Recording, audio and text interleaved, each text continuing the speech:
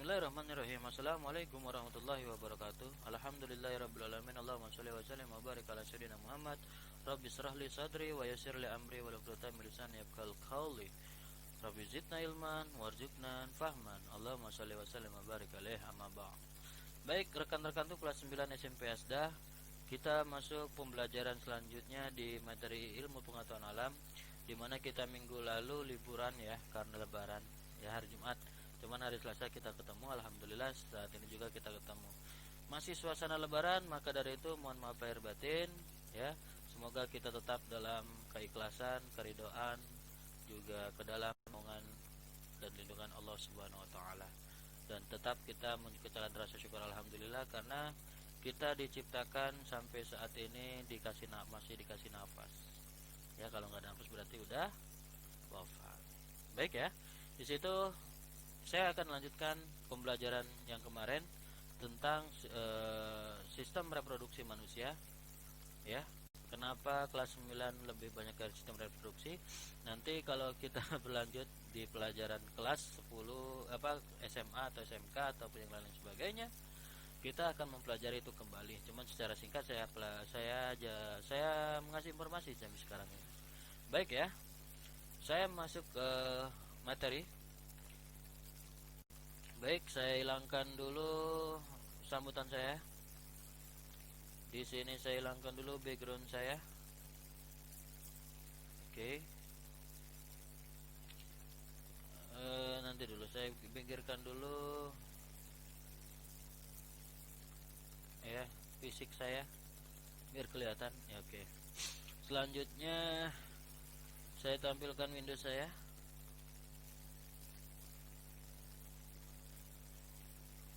Nah, di sini kita belajar tentang sistem reproduksi.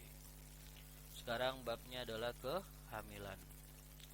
Nah, dari skema yang kita dapat ya, dari sistem reproduksi dari laki-laki udah kita pelajarin alat kelaminnya, alat kelamin perempuan juga di-share di video pembelajaran selanjutnya. Saya akan review dulu untuk pembelajaran kali ini supaya lebih paham. Apakah saya mengganggu gambarnya? Kurang kecil sayanya ya. Saya seharusnya sebelah kanan. Oke. Saya kecilin dulu badan saya.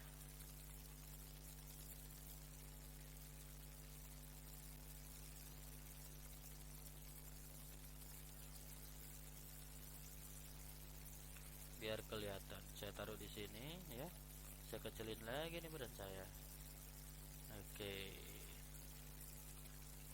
Biar kelihatan yang di atas. Kelihatan ya? Baik. Kehamilan ya.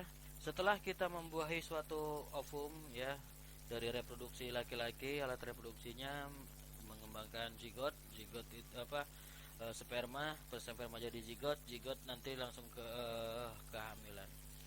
Setelah zigot terbentuk, zigot langsung membelah diri menjadi 2, 4, 8, 16 dan seterusnya. Kelipatan berapa? Ayo.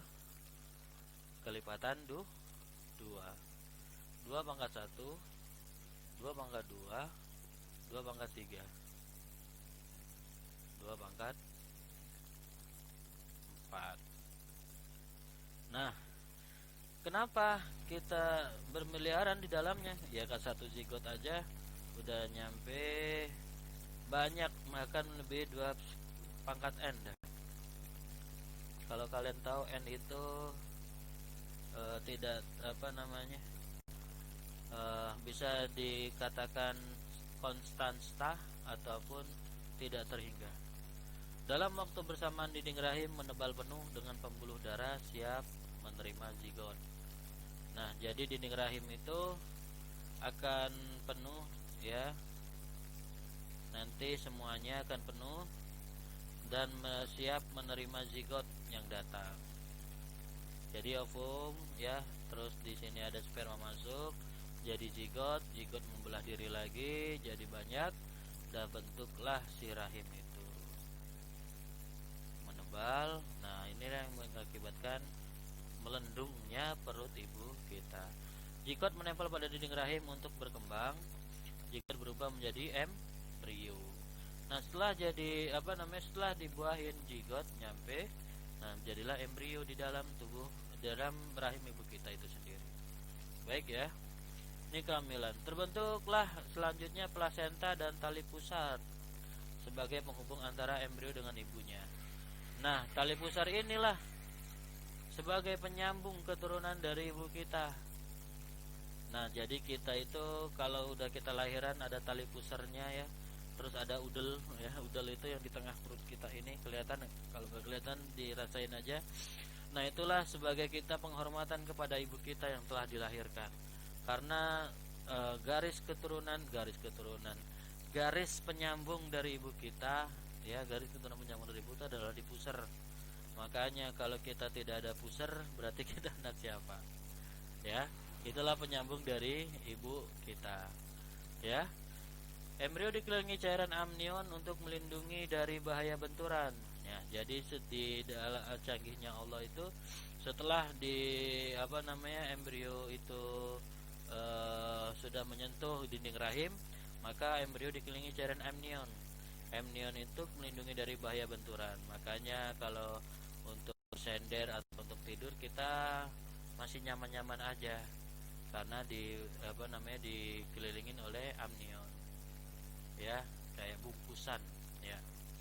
Usia 4 minggu embrio mulai membentuk mata, tangan dan kaki. Ya, embrionya udah bentuk tangan ya. Terus bentuk mata, tangan, juga kaki. Usia 6 minggu embrio berukuran 1,5 cm. Nah, 1,5 cm itu ibaratnya ini 0. Kita buat sampai 5 aja, jadi kelipatan 2. Ya. Ini 5. Kedua 3 4. Nah, sini 5. Ya. Jadi kalau 1 sentinya di sini masih bentuknya seperti ini. Oke ya, 0,5 cm, 1,5 cm. Otak, mata, telinga, jantung sudah berkembang. Jadi kita bisa merasakan tuh kalau si ibu udah 6 minggu itu merasakan pertumbuhan bisa sakit biasanya perutnya.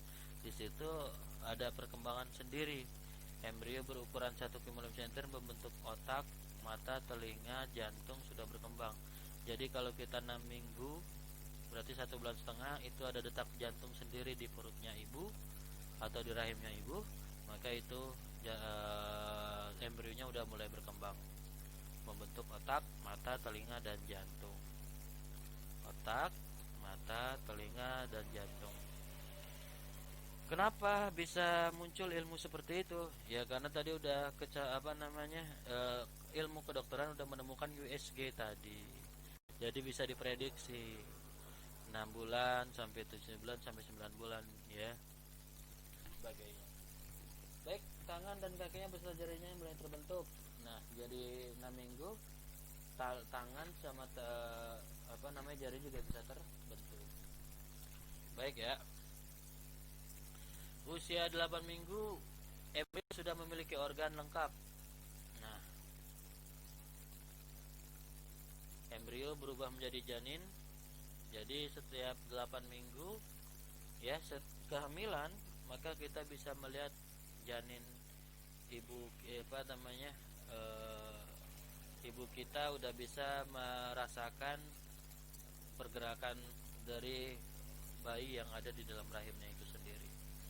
Setelah usia kehamilan mencapai kira-kira 9 bulan dan 10 hari, bayi siap dilahirkan.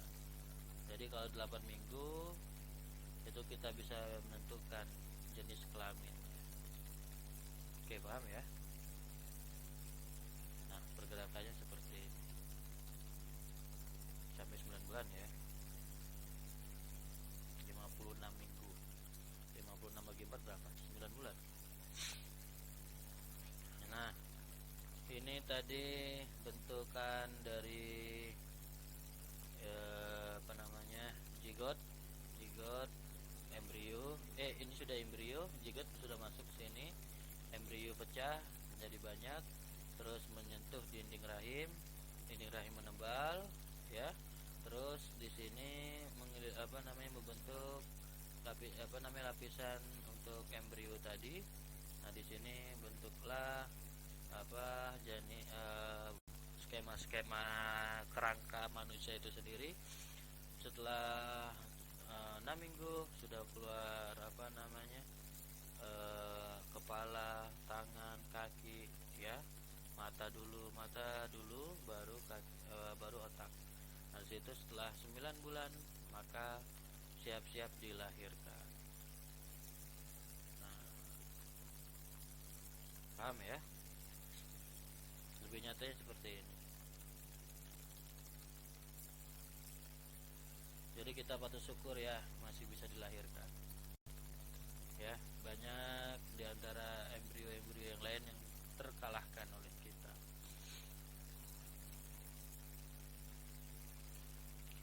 Ataupun kelainan-kelainan kehamilan salah satunya adalah bayi kembar. Kenapa bisa jadi bayi kembar?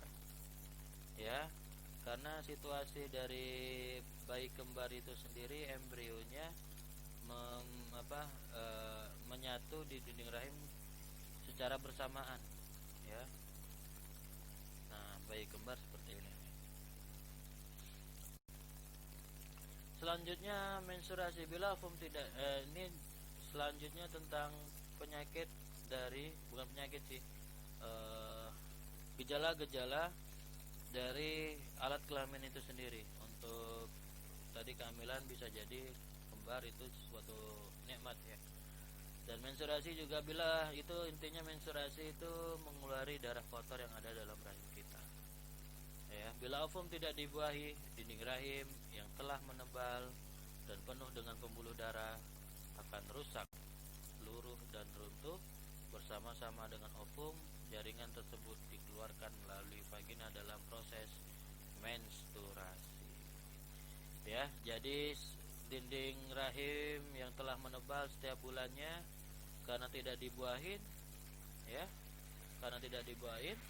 maka dinding itu pecah, ya, bukan dinding sih, menebal dan penuh dengan pembuluh darah akan rusak dan luruh runtuh bersama dengan ovum melalui menstruasi, ya.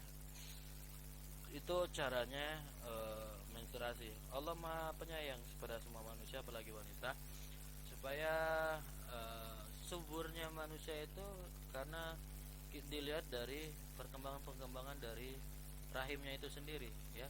Rahim menebal terus tidak pernah dipakai, itu karena sudah dibuahi. Nah, dia mengeluarkan darah-darah kotor itu. Baik, ya. Penyakit pada sistem reproduksi diantaranya gonorrhea, ya, kencing nanah. Nah, hati-hati nih, penyebab bakteri Neisseria gonorrhea ditularkan melalui hubungan seksual. Jadi kalau kita punya kencing nanah, hati-hati, penyebabnya karena bakteri Neisseria gonorrhea ditularkan melalui hubungan seksual. Akibatnya radang pada organ reproduksi yang menyebabkan kemandulan mata, persendian, dan selaput otak pada bayi. Jadi bagaimana menyelamatinya? Bisa jadi kita harus mengkonsumsi yang bisa memacu sperma kita lebih produktif lagi. Tanda dan gejala: terdapat nanah pada ujung saluran kencing dan terasa panas, terbakar saat buang air kecil. Pernah merasakan seperti itu? Kalau tidak, berarti tidak